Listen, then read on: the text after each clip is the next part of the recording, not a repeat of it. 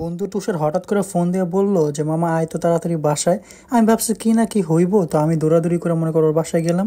যাওয়ার পরে দেখি ওর বন্ধু মানে ওর একটা ভাই এসছে, উনি হইতেছে বাইরে চলে যাবে, এর জন্য নাকি ওনার কিছু কেনাকাটা করা লাগবে, এর জন্য একটু 1 নাম্বার যাওয়া লাগবে।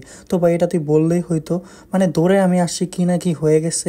তোর বাসায় আসার পরে দেখলাম ও নাস্তা করতেছে, তো নাস্তা করে শেষ করে আমরা বের হয়েছি।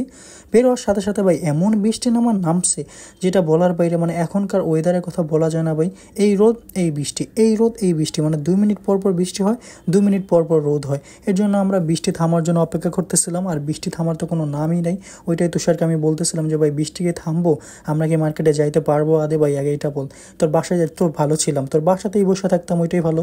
বৃষ্টি ভালো মতো থামতো তারপরে আমরা যাইতাম, তাই না? কিছুক্ষণ বৃষ্টিতে দাঁড়া থাকার পরে বিরক্ত হয়ে গেছে, এরপর আমরা চলে গেছিলাম একটা চার দোকানে, ওইখানে ওয়ালেট চলে আসছিলো বন্ধু। তো এখানে 4 জন মিল্লা চা খাওয়ার পরে দেখলাম বৃষ্টিটা থেমে গেছে।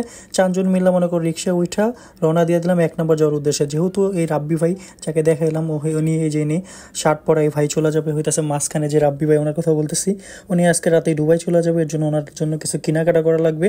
আর সামনে যেটা আছে ওইটা হইতেছে আমার বন্ধু ওয়ালিদ, মানে আমরা ওদের ভালোবাসা মোটা বলি, মানে ও চিকন হোক বা যাই হোক ওরে সারা জীবন আমরা মোটা বলি বইলা যাব। তোমাদের গ্রুপে তোমরা কাউকে এরকম কিছু বলো নাকি, এটা অবশ্যই কমেন্ট বক্সে জানাই দিও। মানে আমরা ভালোবাসার নাম দিই না বন্ধু বান্ধবের, তো ওরকম ও যতই চিকন হোক বা যতই চিকন হওয়ার চেষ্টা করুক, ওর দিন শেষে আমরা মোটাই বলি। কিরে মোটা, যে ওয়ালিদ নামটা খুব কমই বলা হয়, মোটাই বলা হয়। এরপরে আমরা 1 নাম্বারে চলে আসছি। 1 নাম্বার আসার পরে একটা গেঞ্জি আর প্যান্ট পছন্দ হয়েছে ভাইয়ের।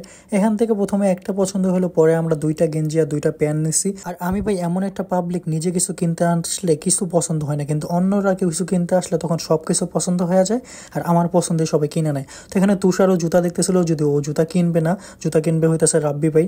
অনেকগুলো জুতা দেখার পরে ফাইনালি রাব্বি ভাইয়ের একটা জুতা পছন্দ হয়েছে, যেহেতু ভাই বাইরে চলে যাবে আর 1-1.5 বছরের ভিতরে আসবে না, এর জন্য মনে করো অনেক দিন পড়তে পারবে এরকম একটা জুতা নিছে। এরপরে আমাদের কেনাকাটা শেষ করে আমরা এবার রওনা দিয়ে দিলাম। তার সময় আমরা ল্যাম্বরগিনিতে আসছিলাম, আর এখন রোলস রয়্যালে যাইতেছি। কিন্তু একটা সত্যি কথা কি ভাই জানো, অটো হওয়াতে একদিক দিয়ে সুবিধা হয়েছে আর একদিক দিয়ে অসুবিধা হয়েছে। যেমন তুমি 3-4 জন যেতে পারো একটা অটোতে, কিন্তু আগে এটা যাওয়া খুব কষ্টকর ছিল।